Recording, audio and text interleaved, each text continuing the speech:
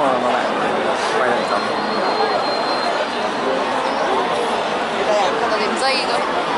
Không có đến. Chạy lại được 1 giờ 20.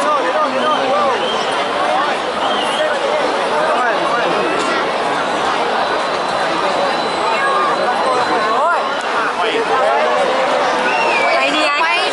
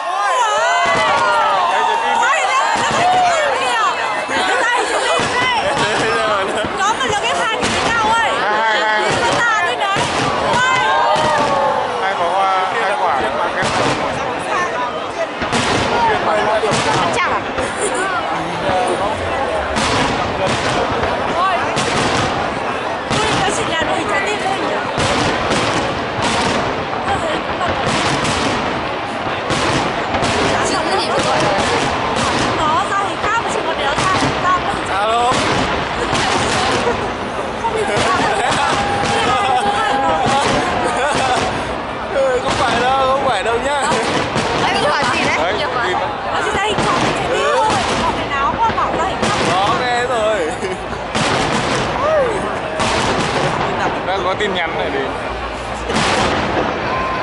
Tin nhắn cho con.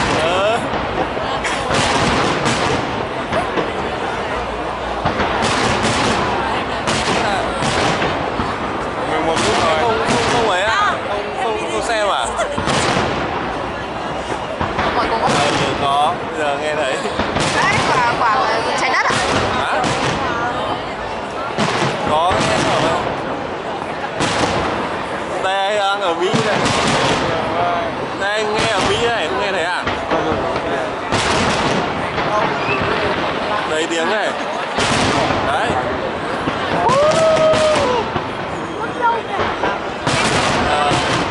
Rồi cảm ơn nhá. Đi đâu quay mà đi. Hết.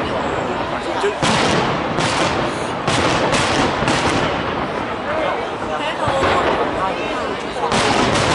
3 phút nữa. Không quả là đẹp nhỉ? Tròn hết. Gần cuối. Năm ngoái rồi nhìn đẹp. Trang đẹp. Rực trời. Suy thoái. Có là tốt. Có cúp.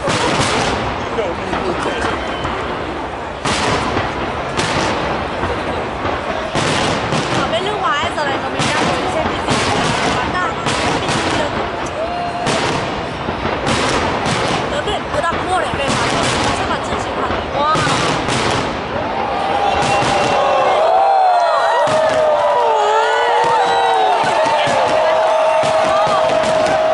Kiểu bắn dây bắn lên Mấy cái muội kia là đừng nó rơi cháy. Người chưa tắt.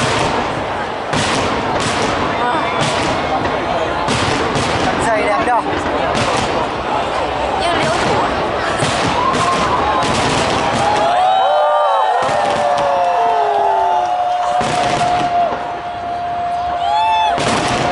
Đẹp thế này Đi vậy, chạy đi.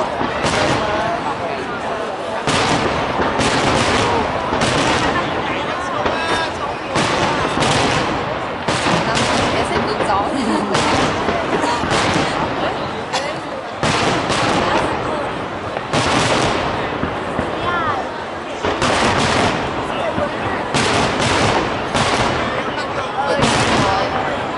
Chiều gì tôi muốn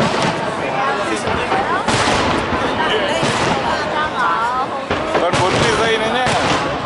Tận hưởng đấy.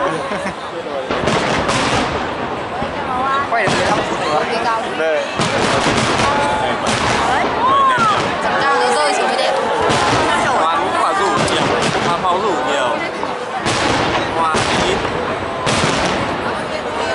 Đấy, qua lại đi.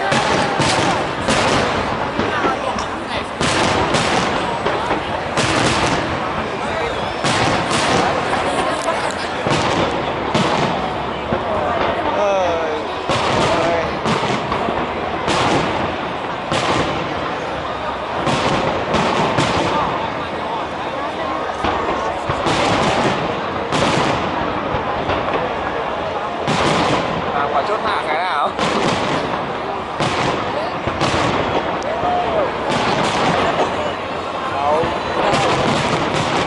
Càng về cuối càng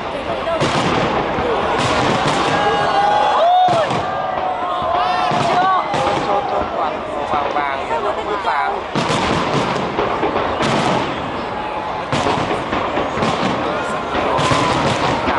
Vàng đẹp.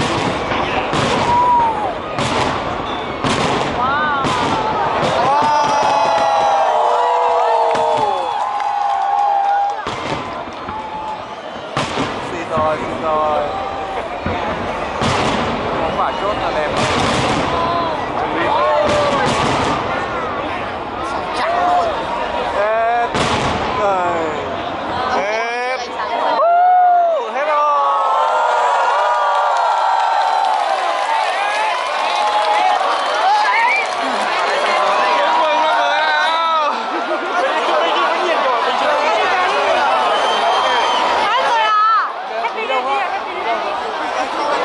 Đứng lại chụp ảnh đấy nhá.